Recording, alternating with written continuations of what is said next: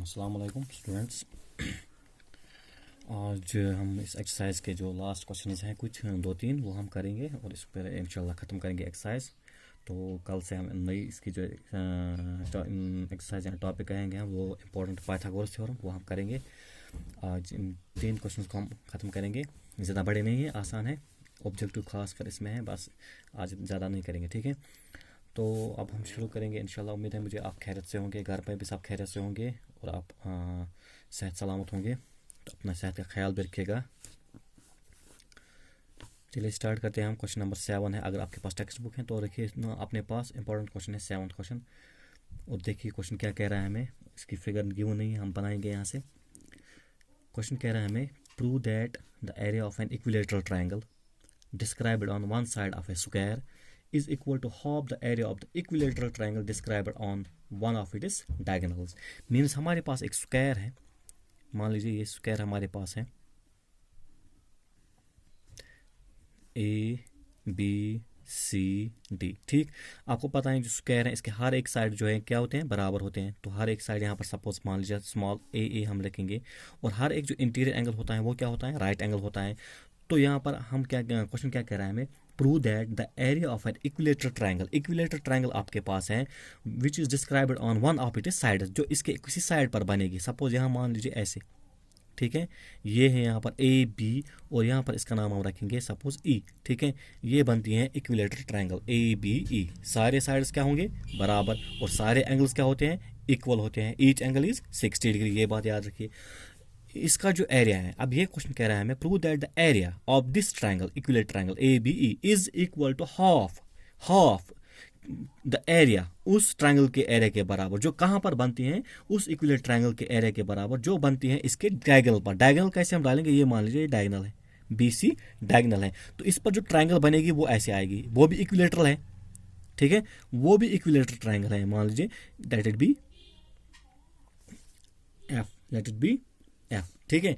ये आपके पास ट्राइंगल है, ये भी इक्विलेटरल है। अब इक्विलेटरल ये भी है, ये भी है, दैट मीन्स इन दोनों में फर्क क्या है, बस यही फर्क है कि एक तो साइज से छोटी है, दूसरी साइज से बड़ी है, otherwise they are same shape, ठीक है। इक्विलेटरल ट्राइंगल मैंने पहले ही कहा आपसे, सिमिलर फिगर जब पढ़ते थे हम, इक्विलेटरल ट्राइंगल्स आर और सिमिलर। तो क्लियरली यहाँ पर जो ये ट्राइंगल्स जो बनती हैं ये सिमिलर है, इसमें कोई शक नहीं है, क्योंकि ये दोनों इक्विलेटरल है। इनके जो इंटीरियर एंगल्स हैं उनका हर एक एंगल का मेजर क्या होगा, 60 डिग्री। हमें क्या प्रूव करना है, ये जो एरिया ऑफ ट्राइंगल ABE है which is described on the side AB is equal to half, यानी is equal to 1/2 of area of triangle BCF which is described on one of its diagonal, that is BC, ठीक है। ये हमने prove करना है। तो हमारे पास जो गिवन है, गिवन हमारे पास है triangle ABE and triangle BCF और to equilateral triangles described on one of the sides and diagonals of a square ABCD respectively. ये हमारे पास गिवन है, यानी दो ट्राइंगल्स हैं ABCE BCF और two equilateral triangles which are described on one of the sides and diagonals of the square ABCD, ठीक है, ABCD respectively. तो हम यहाँ पर क्या लिखेंगे, प्रूव क्या करना है हमें, प्रूव करना है हमें ये जो दोनों ट्राइंगल्स हैं इनका एरिया ऑफ ट्राइंगल ABE, ये छोटी ट्राइंगल है, इसका area it will be equal to 1/2 is equal to half the area of triangle, area of triangle described on the diagonal, यानी BCF, area of triangle BCF इसके half के बराबर, ठीक है। ये प्रूव करना है। अब प्रूफ में हम क्या लिखेंगे, प्रूफ में हम लिखेंगे यहाँ पर, मान लीजिए जो स्क्वायर यहाँ पर है A in square ABCD, we will write, यानी मैंने यहाँ पर लिखा let each side of square, ठीक है, each side of square be A। मान लीजिए सारे जो साइड्स इसके होंगे क्या होंगे, A के बराबर, यानी इसके सारे साइड जो होते हैं बराबर होते हैं। देयरफॉर अगर हर एक साइड A होगा तो लेंथ ऑफ डायगोनल, ये आप याद रखिए, लेंथ ऑफ डायगोनल यानी BC अगर यहाँ पर हमारे पास डायगोनल बी सी है, इसकी लेंथ क्या होती है बाय फॉर्मूला, ये आप याद रखें, it is equal to √2a, √2 times a, √2 times the side, ठीक है। जो साइड होगा स्क्वायर का, उसके लेंथ ऑफ डायगोनल उसके √2 टाइम्स के बराबर होता है, ठीक है। √2 टाइम्स, क्यों ये √2 टाइम्स? एक्चुअली ये जो BCD यहाँ पर है, ये हमारे पास एक ट्रायंगल बनती है, राइट ट्रायंगल, यहाँ पर राइट ट्रायंगल, ठीक है।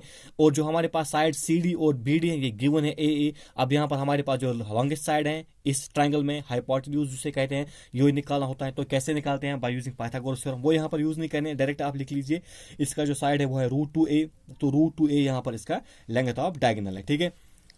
अब क्वेश्चन में यहाँ पर मैं लिखूंगा since triangle ABE and triangle BCF और इक्विलेटरल, ये गिवन है, और इक्विलेटरल, तो क्लियरली मैं यहां लिखूंगा एंड हैनस और सिमिलर। तो क्या होंगी? ये सिमिलर होंगी। अब हमने प्रूव करने की जरूरत नहीं है ये कैसे सिमिलर है, हमें पता है कि इक्विलेटरल ट्रायंगल जो होती है वो क्लियरली सिमिलर ट्रायंगल्स होती है। तो यहां पर मैं लिखूंगा since triangle ABC and BCF और इक्विलेटरल एंड हैंस और सिमिलर, तो यहां therefore and that is triangle ABE is similar to triangle BCF। अब कंडीशन यहां पर आपको पता है, एंगल एंगल एंगल क्राइटेरिया, क्यों?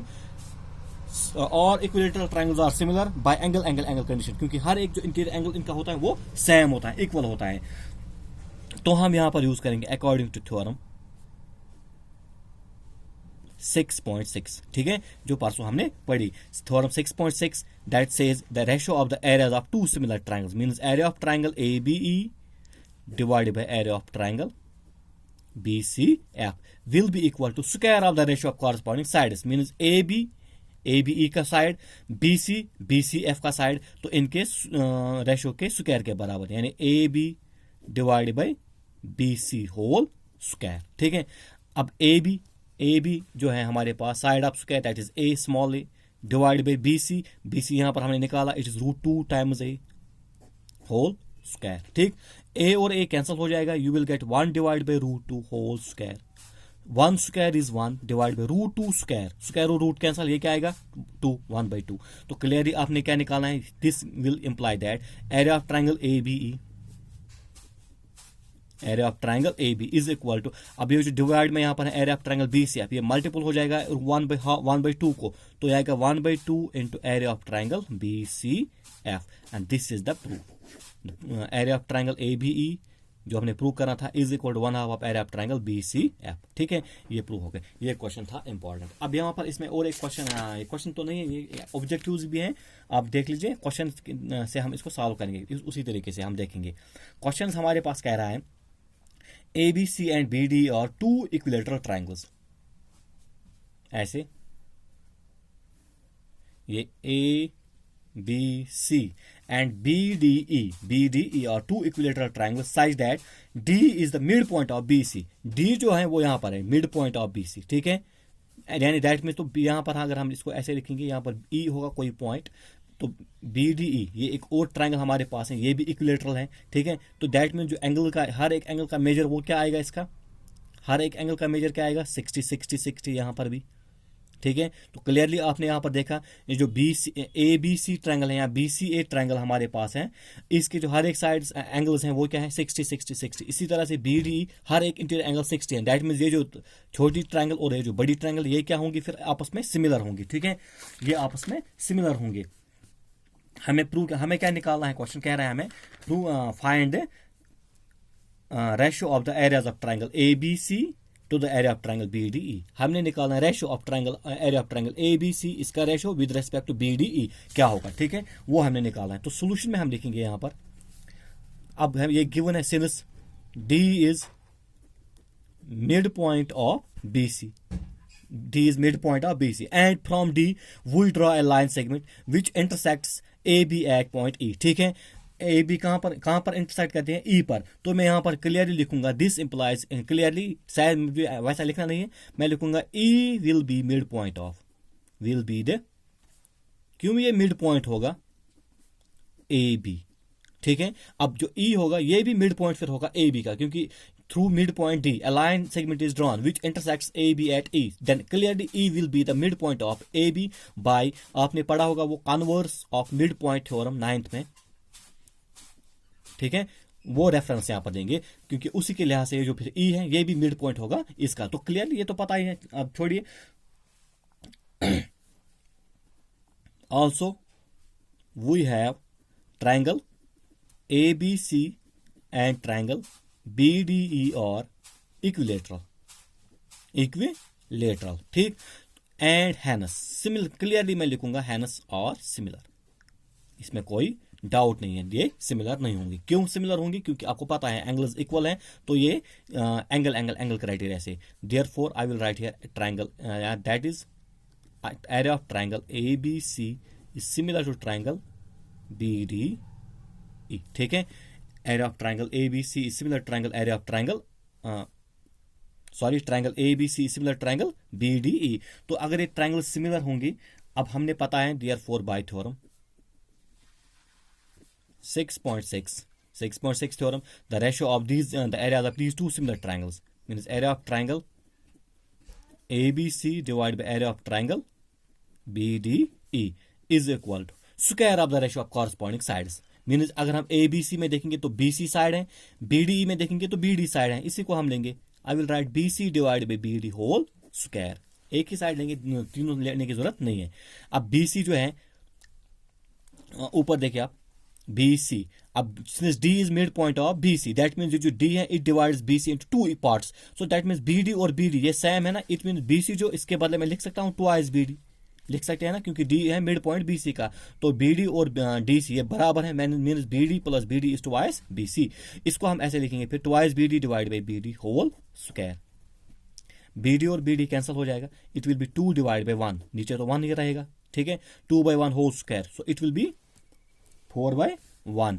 This gives area of triangle ABC divide by area of triangle BDE is equal to 4 by 1, or we can write area of triangle ABC is to area of triangle BDE is equal to 4:1। ये इसका ratio है, 4 times 1, 4:1, ठीक है, ये इसका ratio है।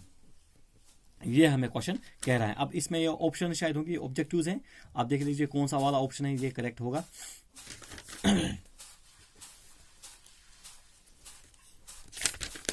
आगे चलते हैं 9th पर, आसान क्वेश्चन है। अब इसमें कोई ज़्यादा लिखने की जरूरत नहीं है। क्वेश्चन कह रहा है हमें साइड्स ऑफ 2 सिमिलर ट्रायंगल, अब देख लीजिए बुक पर साइड्स ऑफ 2 सिमिलर ट्रायंगल्स, यहाँ पर बनाने की जरूरत नहीं है, थोड़ा रफली में बनाता हूँ, ठीक है। मान लीजिए 2 सिमिलर ट्रायंगल्स हैं, इनके जो साइड्स हैं और in the ratio 4:9 means one sides of one triangle are 4 times and another triangle are 9 times, it is the ratio 4:9। Area of these triangles are in the ratio, तो एरिया इनका किस ratio में होगा? क्लियरली हमें given है कि जो ट्रायंगल्स हैं ये सिमिलर हैं, तो थ्योरम 9.6.6 से हमें क्या पता चलता है कि जो ratio of the areas of similar triangles equal to the square of the ratio of corresponding sides, ठीक है ना। तो यहां पर मैं लिखूंगा सोल्यूशन में simply let the sides of each triangle be, हमें पता है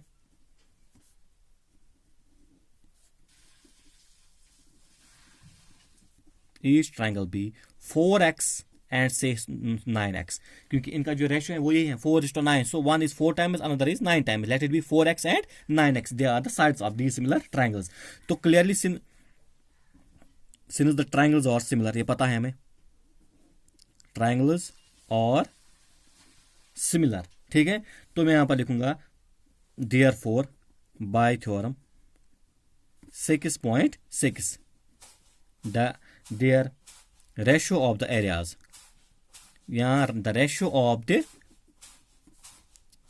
एरियाज ऑफ दीज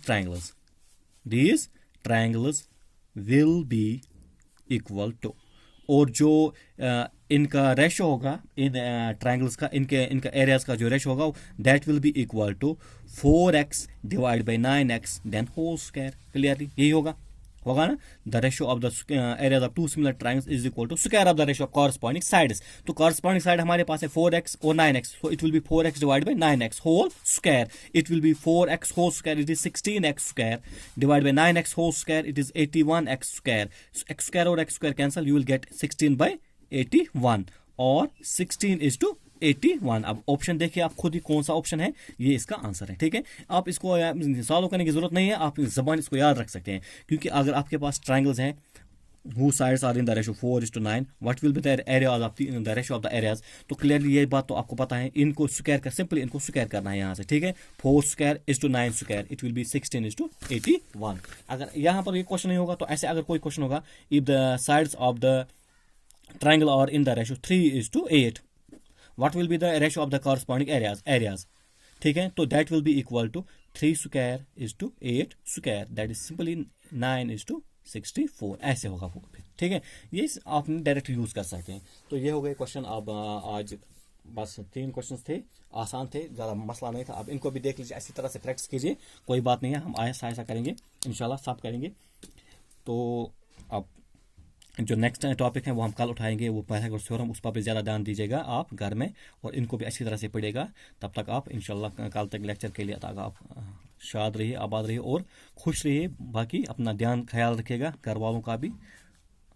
अस्सलाम वालेकुम।